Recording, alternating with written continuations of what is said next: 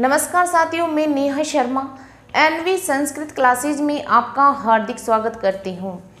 आज हमारा जो टॉपिक है वो यण संधि का चलेगा। उससे पहले हम 3-4 क्लासें संधि की ढाल चुके हैं और आज यण संधि की ओर चलेंगे। उससे पहले आपसे एक छोटा सा रिक्वेस्ट है, आप क्लास को लाइक करो, शेयर करो और सब्सक्राइब करो, क्योंकि आप इन सब चीज़ों में कंजूसी करते हो। आपको इन चीज़ों में कंजूसी नहीं करनी चाहिए मेरे हिसाब से तो, क्योंकि जब एक टीचर को भी मोटिवेशन मिलना ज़रूरी है। अगर मोटिवेशन नहीं मिलेगा, अगर वो डीमोटिवेट रहेगा टीचर, तो फिर आपको उतना बेहतर नहीं दे पाएगा जितना बेहतर आपको देता है। इसलिए आपसे रिक्वेस्ट है छोटा सा कि आप क्लास को ज़्यादा से ज़्यादा लाइक करो, शेयर करो और सब्सक्राइब करो, ताकि ज़रूरतमंद विद्यार्थियों तक ये क्लास पहुँचे। और एक छोटी सी सूचना आपके लिए, जितने भी विद्यार्थी संस्कृत से जुड़े हुए हैं उनको जीके चाहिए, क्लियर है, कन्फर्म है, चाहे फर्स्ट ग्रेड हो, चाहे सेकंड ग्रेड हो, चाहे रीट हो, चाहे थर्ड ग्रेड हो। तो आपको सेपरेट क्लासें राजस्थान जीके की कुंजल क्लासेज यूट्यूब चैनल पर, कुंजल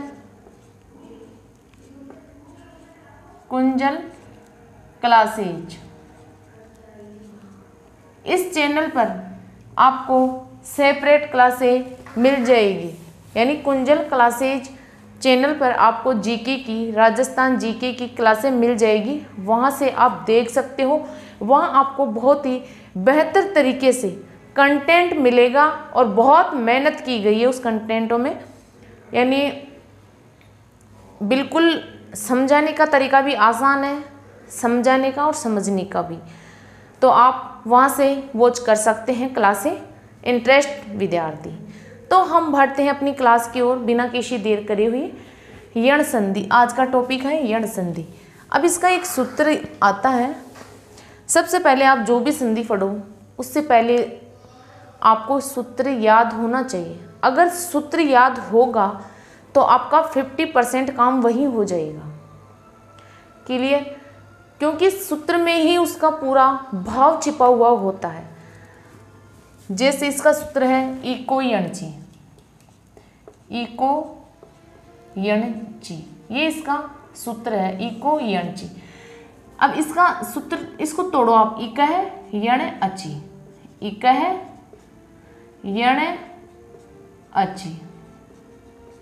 इसका अर्थ यह है कि इक के स्थान पर, इक का मतलब होता है ई, उ, री और ली, इक के स्थान पर यण आदेश होता है। यण यानी ये, व, र और ल।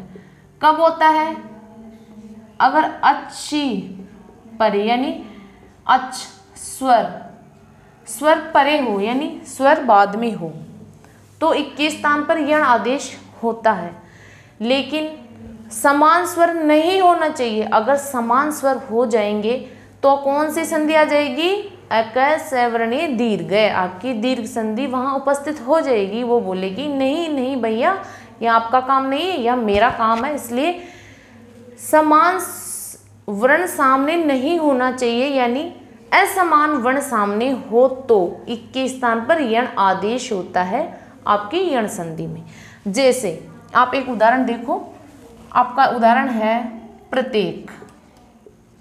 प्रत्येक, अब सबसे पहले आप ये चीज़ भी समझ लो कि इसमें आपको पद में क्या दिखेगा, यानी पूरा पद है तो उसमें आपको दिखेगा य, व, र, ल। इससे पहले आधा अक्षर, य, व, र, ल से पहले आधा अक्षर दिखेगा। 101% गारंटी के साथ कह रही हूँ कि कंफ्यूज मत होना। जैसे प्रत्येक, मधवरी, वधवा गमनम, वधवा गमनम। अब इसमें वह है, उससे पहले आधा अक्षर, वह है उससे पहले आधा अक्षर, यह है उससे पहले आधा अक्षर, क्लियर। लेकिन इधर क्या होगा कि अगर आपको विच्छेद दिखेगा तो विच्छेद के प्लस के पहले आपको ई, उ, री या लरी, इनमें से एक अक्षर दिखेगा और प्लस के बाद में आपको असमान स्वर, यानी असमान स्वर का मतलब है जैसे ई के सामने ई नहीं होना चाहिए और कुछ भी हो सकता है, ऊ के सामने ऊ नहीं होना चाहिए बाकी सब अच हो सकते हैं, री के सामने री नहीं होना चाहिए बाकी सब अच हो सकते हैं, री के सामने री नहीं होना चाहिए बाकी सब अच हो सकते हैं। तो आपको विच्छेद में और पद में पहचान करनी आनी चाहिए, ये जरूरी है। सबसे पहले आपको सूत्र आना चाहिए, फिर आपको विच्छेद और पद में पहचान करनी आनी चाहिए। तो मैं दावे के साथ कह सकती हूँ कि आपका जो संधि का टॉपिक है वो जिंदगी में कभी भी गलत नहीं हो सकता है। क्लियर? ये केवल मैंने आपको समझाया है। नोट्स आपको अगली स्लाइड पर मिलेगा, बिल्कुल सेपरेट नोट्स, लाइनें छोड़ के अच्छे अच्छे अक्षरों में सुंदर सुंदर राइटिंग में अच्छे से नोट्स बनाना, ताकि आप उनको पढ़ो तो आप बोरिंग ना हो।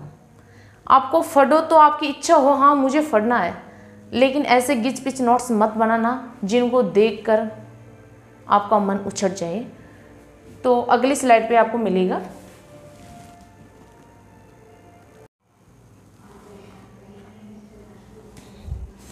अब आपकी यण संधि, यण संधि को अंतस्थ संधि भी बोलते हैं। अब इसका सूत्र है आपका इको यणची, यानी यण संधि विधायक सूत्र है इको यणची। इसकी वृत्ति है इक है स्थाने यण सात अची संहितायाम विषय, एक स्थाने यण सात एक स्थाने यण सात अची संहितायाम विषय, यानी एक वर्णों के स्थान पर यण आदेश होता है यदि आगे कोई असमान स्वर हो तो। अब इसकी जो पहचान है ये आपके य व र ल से पहले आद्याक्षर दिखेगा। बस आपको इनकी पहचान याद करनी है और थोड़ा बेसिक समझना है, तो ये चीज़ें आपके लिए हार्ड नहीं है, बहुत इजी है। जैसे य व र ल से पहले य से पहले आद्याक्षर, य से पहले आद्याक्षर, व से पहले आद्याक्षर, व से पहले आद्याक्षर, है ना। जैसे प्रत्येकम है, प्रति प्लस एकम प्रत्येकम, व्यू है, वी प्लस उ है, मध्वरी मधु प्लस अरी, वध्वागमनम वधु प्लस आगमनम। क्लियर?